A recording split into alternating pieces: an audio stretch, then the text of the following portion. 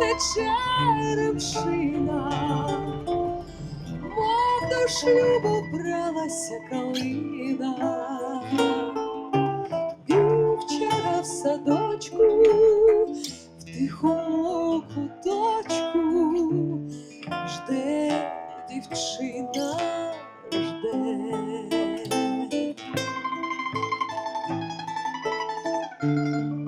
Наша тема нинішня є «Ukraine is not a charity». Ми мусимо інвестувати в Україну. Україна нині, наші дрони є на таким великим високим поземі, що цілий світ, навіть Сполученими Штатами, може навчитися, як воювати, бо то війна цілком змінилася.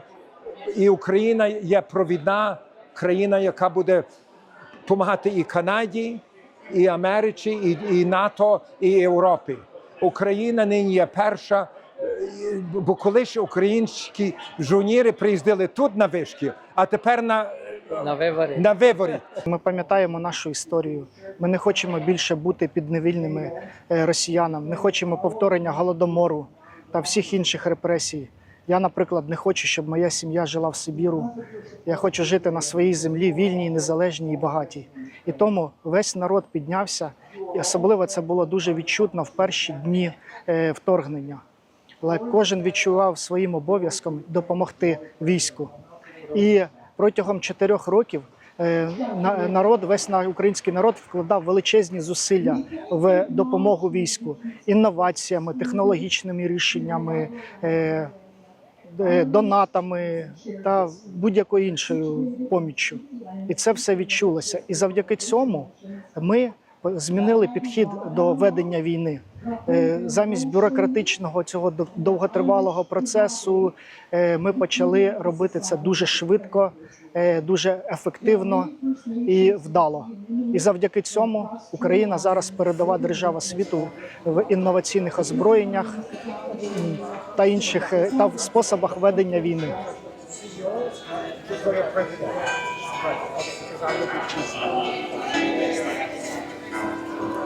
Народилася я в Донецьку, в 2014-му приїхали в Київ і потім через війну ми приїхали в Канаду. 3 роки тому, то я тут 3 роки всього і вже виступаю. А ви приїхали з родиною?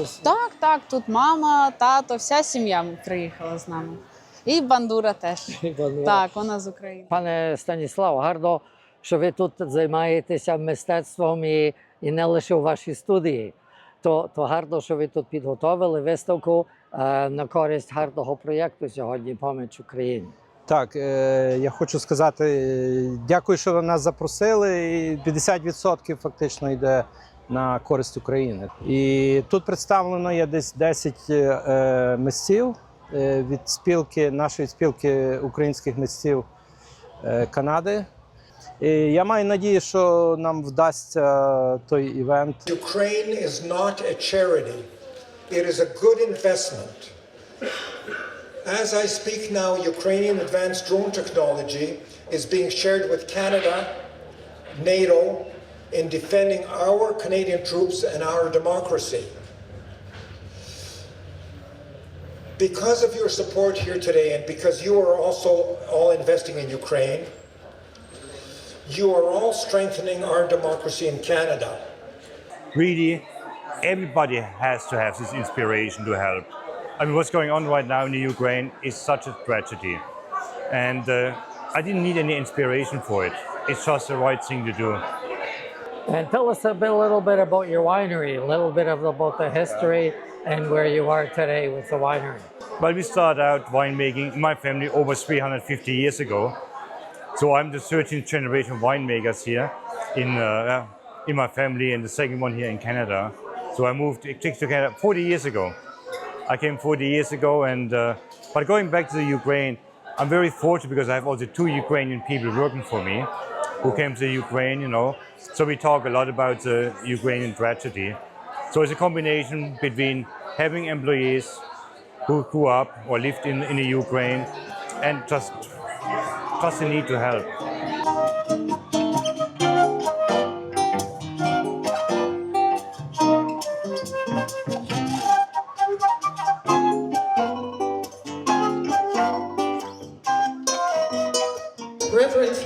Sanoushki, volunteers of St. John the Theologian Ukrainian Catholic Church, our gracious hosts, the Reif, Klaus and Eva Reif, honored guests, ladies and gentlemen. Slava Ukraini! My people exist. My people will endure. Ніхто не перекреслить мій народ. No one will erase my people. These powerful words written by the Ukrainian poet Vasyl Simonenko, who himself suffered persecution, have echoed across generations. And today they resonate more deeply than ever before. Because today, Ukraine is not simply defending its borders, it is defending its identity, its freedom, and its very right to exist. The reason I wanted to introduce the team that does all this work is that I see how hard they've worked. I think a lot of us have been to the church and seen the parcels, the packages, and the support. And you'll see it here on the side.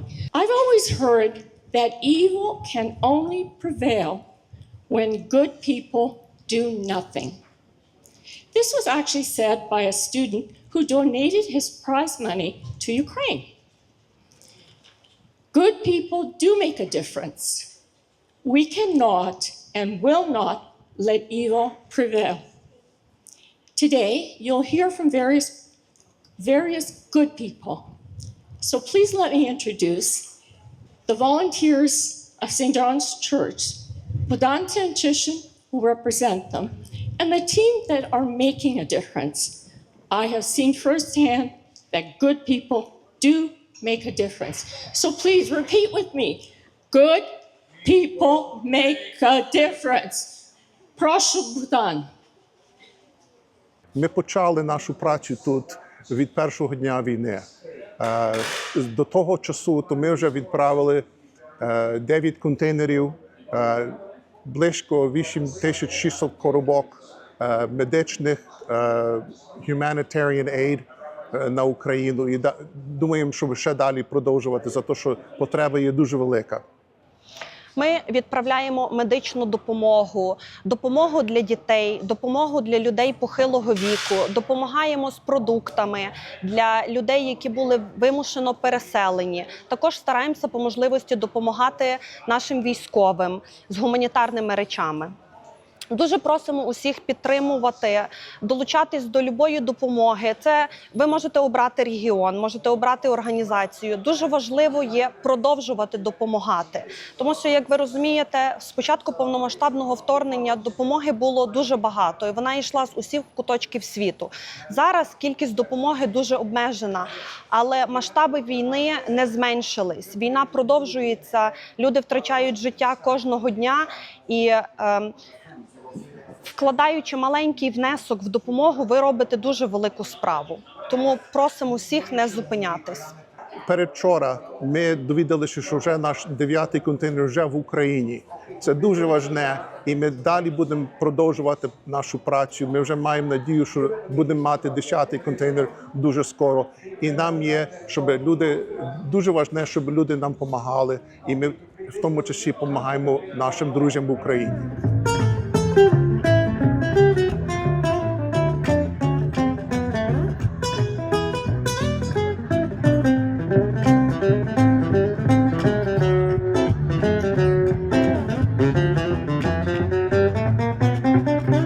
Доктор Маркіян буде тут незадовго, і він коротко буде розповідати про його працю, як він вишколює тих лікарів, бо нині в Україні є, розуміючи, багато поранених воєнних наших Збройних сил, і він робить чудову роботу.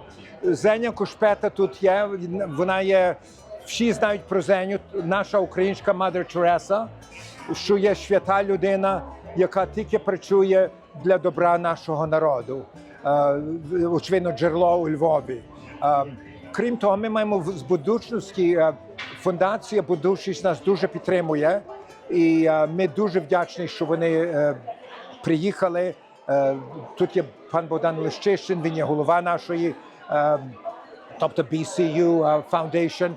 Since Russia's full-scale invasion in February 2022, BCU Foundation has dispersed over $10 million in direct aid, as well as millions of dollars of donated aid.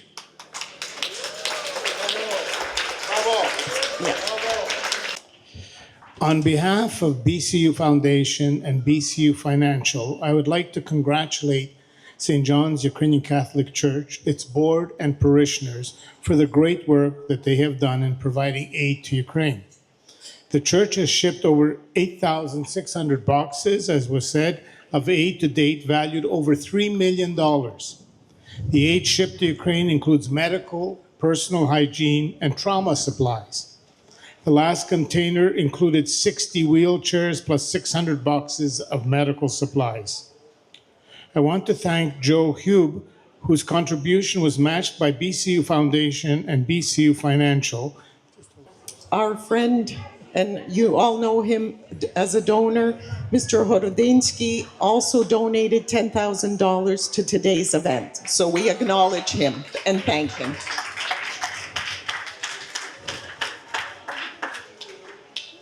I think almost everybody in this room has heard from me because I was kind of the ticket seller, and I called a friend of mine, a lawyer friend of mine, whose name is John Bodie. John is not in good health, so he's not here. And I said, John, would you like to buy a ticket for $130? And if you come with your wife, it'll be $260. And he said to me, Paul, I can't make it, but I'd like to make a donation. And John Bodie, who is not Ukrainian, sent $10,000 to the church.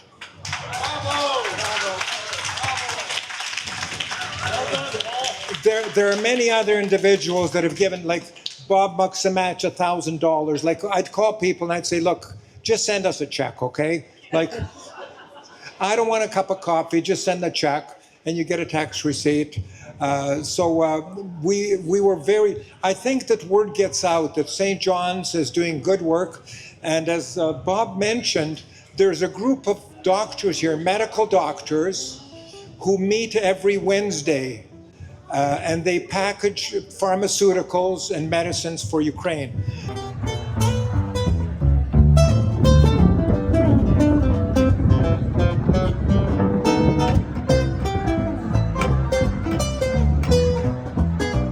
I am so incredibly impressed with this group and with the outreach that St. John's Church has been doing. It's been spectacular.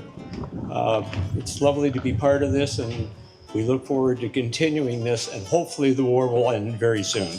Okay, but Doctor, you as well, you started an organization called Not Just Tourists, and tell us a little bit about that. 35 years ago, my wife and I started a group called Not Just Tourists. We now have 4 retired doctors, 3 pharmacists, about 30 nurses. We ship large amounts of medicine all over the world. Last year we did 28,000 pounds of pills to roughly 90 countries. And we've been contributing to most of the containers. And this gentleman beside me comes to my house all the time and picks up drugs. And we used to call him a drug mule. And anyway, it's fabulous working with this group. It's the most, in the 35 years we've been doing this program, this is probably the most important one we've ever had. Thank you. Don't go away, Doctor. We'd like to honor you. Actually, my wife is the one who runs all of this. Thank you very much. And all I can say is all the hours that we put into our project are done out of love for Ukraine. The story that I have to tell and the story that's in my latest book, The Stolen. So of all the horrors unleashed by Russia's war on Ukraine, none cuts deeper than the abduction, the theft of children.